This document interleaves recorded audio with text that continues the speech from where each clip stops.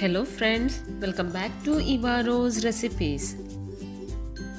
ಇವತ್ತು ನಾನು ನಿಮ್ಮ ಜೊತೆ ಮೊಳಕೆ ಕಟ್ಟಿದ ಹೆಸರು ಕಾಳಿನ ಸಾರು ಹೇಗೆ ಮಾಡುವುದು ಅಂತ ತಿಳಿಸಿಕೊಡ್ತಾ ಇದ್ದೇನೆ. ಈ ಸಾರು ಮಾಡುವುದು ತುಂಬ ಸುಲಭ. ಇದನ್ನು ನೀವು ಚಪಾತಿ ಜೊತೆ ಅಥವಾ ಪೂರಿ ಜೊತೆ ತಿನ್ಬೋದು. ತುಂಬಾ ಚೆನ್ನಾಗಿರುತ್ತೆ. ಈ ರೆಸಿಪಿಯನ್ನು ಹೇಗೆ ಮಾಡುವುದಂತ ನೋಡೋಣ. ಫಸ್ಟ್ ನಾನಿಲ್ಲಿ ಹೆಸರು ಕಾಳನ್ನು ಬೇಯಿಸ್ಲಿಕ್ಕೆ ಇಡ್ತಾ ಇದ್ದೇನೆ. ನಾನಿಲ್ಲಿ 1 ಕಪ್ ಆಗುವಷ್ಟು ಹೆಸರು ಕಾಳನ್ನು ಇಡೀ ರಾತ್ರಿ ನೆನೆಸ್ಲಿಕ್ಕೆ ಇಟ್ಟಿದ್ದೆ. ಇದರ ಜೊತೆಗೆ ಸ್ವಲ್ಪ ಉಪ್ಪನ್ನು ಸೇರಿಸ್ತಾ ಇದ್ದೇನೆ.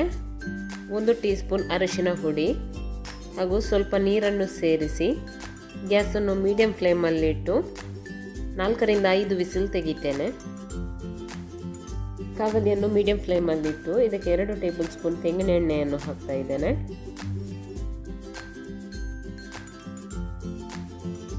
ಎಣ್ಣೆ ಬಿಸಿ ಆದಮೇಲೆ 1 ಟೀ ಸ್ಪೂನ್ ಸಾಸಿವೆಯನ್ನು ಸೇರಿಸ್ತಾ ಇದ್ದೇನೆ. ಸಾಸಿವೆ ಚೆನ್ನಾಗಿ ಸಿಡಿದ ಮೇಲೆ 1 ಟೀ ಸ್ಪೂನ್ ಜೀರಿಗೆ ಹಾಗೂ ಸ್ವಲ್ಪ ಹಿಂಗನ್ನು ಸೇರಿಸ್ತಾ ಇದ್ದೇನೆ. ಸ್ವಲ್ಪ ಕರಿಬೇವಿನ ಸೊಪ್ಪನ್ನು ಹಾಕ್ತಾ ಇದ್ದೇನೆ.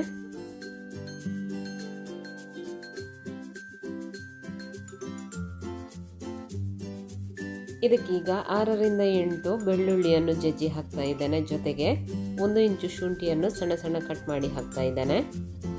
ಇದನ್ನು ಸ್ವಲ್ಪ ಹೊತ್ತು ಚೆನ್ನಾಗಿ ಫ್ರೈ ಮಾಡಬೇಕು. ಶುಂಠಿ ಬೆಳ್ಳುಳ್ಳಿಯ ಹಸಿ ವಾಸನೆ ಹೋಗುವವರೆಗೆ ಇದನ್ನು ಫ್ರೈ ಮಾಡೋಣ.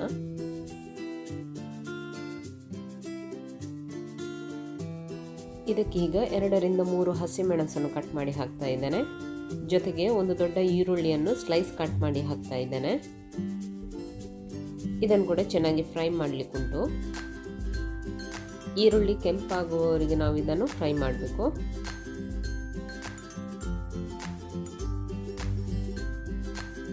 ಈರುಳ್ಳಿ ಈಗ ಚೆನ್ನಾಗಿ ಫ್ರೈ ಆಗಿದೆ. ಇದಕ್ಕೆ 2 ಟೊಮ್ಯಾಟೊವನ್ನು ಕಟ್ ಮಾಡಿ ಹಾಕ್ತಾ ಇದ್ದೇನೆ. ಟೊಮ್ಯಾಟೊ ಸಾಫ್ಟ್ ಆಗುವವರೆಗೆ ನಾವು ಇದನ್ನು ಚೆನ್ನಾಗಿ ಫ್ರೈ ಮಾಡಬೇಕು.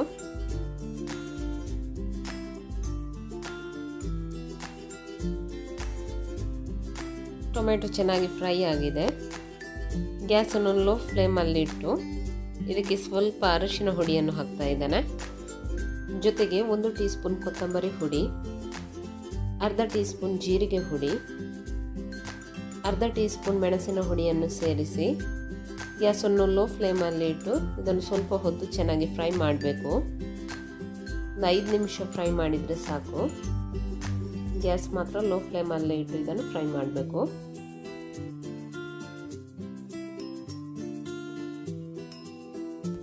ಮಸಾಲೆ ಈಗ ಚೆನ್ನಾಗಿ ಫ್ರೈ ಆಗಿದೆ. ಇದಕ್ಕೆ ಈಗ ಬೇಯಿಸಿದ ಹೆಸರು ಕಾಳನ್ನು ಸೇರಿಸ್ತಾ ಇದ್ದೇನೆ.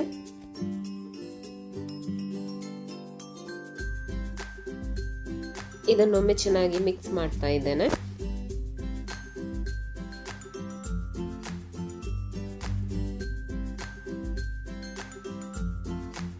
ಇಲ್ಲಿ ನಿಮಗೆ ಸಾರು ತುಂಬ ದಪ್ಪ ಅಂತ ಅನಿಸಿದರೆ ಸ್ವಲ್ಪ ನೀರನ್ನು ಸೇರಿಸ್ಬೋದು.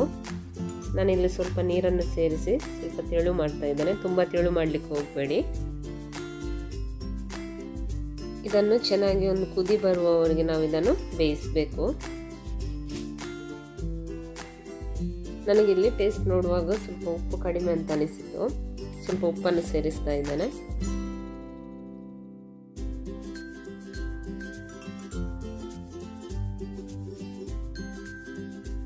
ಲಾಸ್ಟಿಗೆ ಮೇಲಿಂದ ಸ್ವಲ್ಪ ಕೊತ್ತಂಬರಿ ಸೊಪ್ಪನ್ನು ಕಟ್ ಮಾಡಿ ಹಾಕ್ತಾ ಇದ್ದೇನೆ. ಚೆನ್ನಾಗಿ ಒಮ್ಮೆ ಮಿಕ್ಸ್ ಮಾಡಿ ಗ್ಯಾಸನ್ನು ಆಫ್ ಮಾಡ್ತಾ ಇದ್ದೇನೆ. ತುಂಬಾ ಟೇಸ್ಟಿಯಾದಂತಹ ಹಾಗೂ ಬೇಗನೆ ಆಗುವಂತಹ ಹೆಸರು ಕಾಳು ಸಾರು ಅಥವಾ ಹೆಸರು ಕಾಳು ಗಸಿ ಈಗ ರೆಡಿಯಾಗಿವೆ. ನನ್ನ ಇವತ್ತಿನ ಈ ರೆಸಿಪಿ ಇಷ್ಟವಾದರೆ ವಿಡಿಯೋವನ್ನು ಲೈಕ್ ಮಾಡಿ, ಶೇರ್ ಮಾಡಿ ಹಾಗೂ ಸಬ್ಸ್ಕ್ರೈಬ್ ಮಾಡಿ. ನೀವು ಟ್ರೈ ಮಾಡಿ ಹೇಗಾಗಿದೆ ಎಂದು ನನಗೆ ಕಮೆಂಟ್ ಮೂಲಕ ತಿಳಿಸಿ. Thank you.